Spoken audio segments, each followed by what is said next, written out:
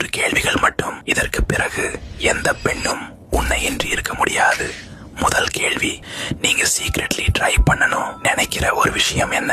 இந்த கேள்வி அவள் ஹிடன் ட்ரீம்ஸை வெளிப்படுத்தும். அவள் ஏதேனும் அட்வென்ச்சர் சொன்னால் அதை நாம செஞ்சு பார்ப்போமா என்று சொல். இப்போது அவளது எக்ஸைட்மெண்ட் உன்னோடு இணைக்க ஆரம்பிக்கும். இரண்டாவது கேள்வி, எந்த விதிமுறைகளும் இல்லை என்றால் உங்க பெர்ஃபெக்ட் டே எப்படி இருக்கும்? இது அவளுக்கு என்ன பிடிக்கும் என்று காட்டும். சாந்தமான நாள் வேண்டுமா, இல்ல வேற லெவல் அட்வென்ச்சரா? அவளது பெர்ஃபெக்ட் டேவின் ஒரு சிறிய பகுதியையாவது நீயே அவளுக்காக பிளான் பண்ணு.